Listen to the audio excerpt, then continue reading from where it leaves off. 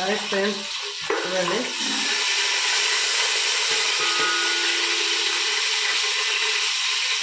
Chicken పప్పు అంటాం మేము. ఉచితాము పప్పులు ఆనియన్ పెట్టాము. ఇస్తాను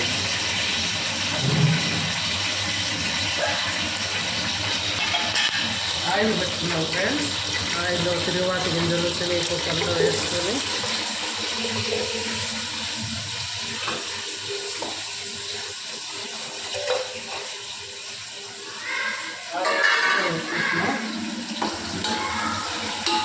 మునక్కండా నీళ్ళు పోసింది మా దాంట్లో.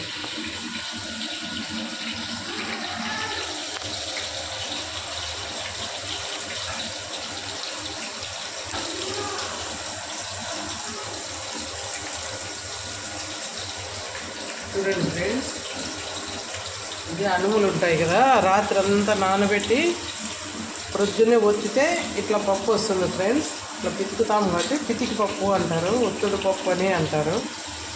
ఇది ఎండుది కాబట్టి నైట్ నానబెట్టిన ఈ కూర దోశలేకి చాలా బాగుంటుంది ఫ్రెండ్స్. ఖచ్చితంగా చేస్తాం మేము సంక్రాంతికి.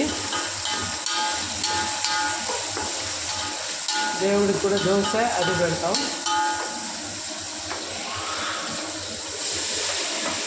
ఆనియన్స్ వేగిపోయినాయి, టమోటా పొటాటో మగ్గ పెడదాం. సాల్ట్ వేసుకున్నాం ఫ్రెండ్స్.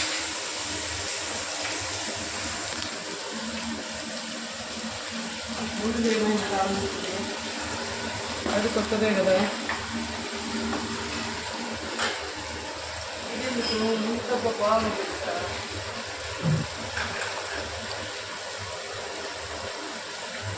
సాల్ట్ వేస్తే ముక్కలు తొందరగా మగ్గిపోతాయి ఫ్రెండ్స్. చూడండి, పసుపు కొంచెం వేసుకుందాం.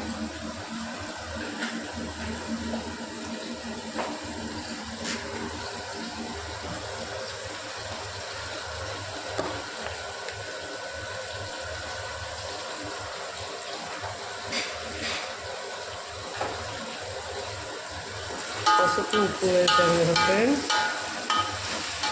చూడండి, ఇప్పుడు ఇది వచ్చి కొబ్బరి, చెక్క, లవంగం, కొన్ని తెల్లగడ్డలు, కొద్దిగా అల్లం అన్నీ వేసి పేస్ట్ చేశాను.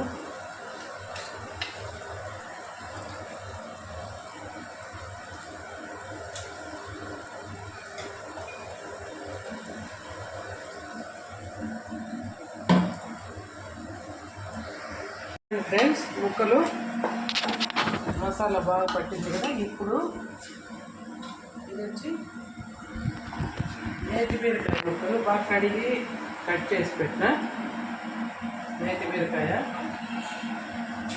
ఇది కూడా వేసేసిన ఫ్రెండ్స్.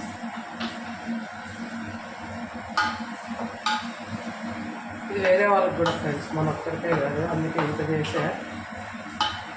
సంగట్లేకి బాగుంటుంది, అన్నంలోకి బాగుంటుంది, నైట్ చపాతీకి బాగుంటుంది, కూర అన్నిటికీ బాగుంటుంది ఫ్రెండ్స్.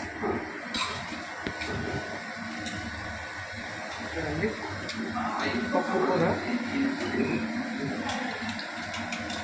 ఒక్కని పోసేసింది, సగం వేసింటే సరిపోయింది. రాత్రి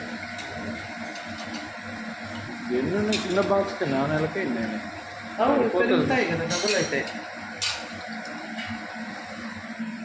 నైట్ కూడా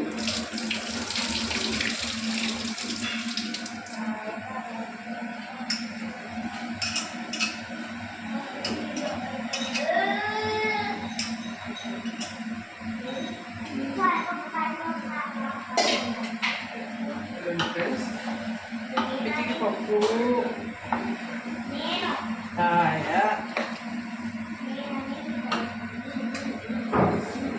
కొత్తిమీర, కరివేపాకు వేస్తాం ఫ్రెండ్స్. కొత్తిమీర, కరివేపాకు ఇంక పట్టుకొని నేను కలబెడతా. వేసే నేను కలబెడతా. చూడండి, ఆన్ చేయి. ఇది అయిపోయింది. కూర్చొని మాట్లాడుకో, ఇంకా అన్నీ వేసి. ధనియాల పొడి ఫ్రెండ్స్, కారం పొడి మనం కొట్టించింది ఫ్రెండ్స్. ఇవన్నీ చూడు, కారం అరబెట్టి నేను పెట్టేస్తాను. అవన్నీ అరబెట్టి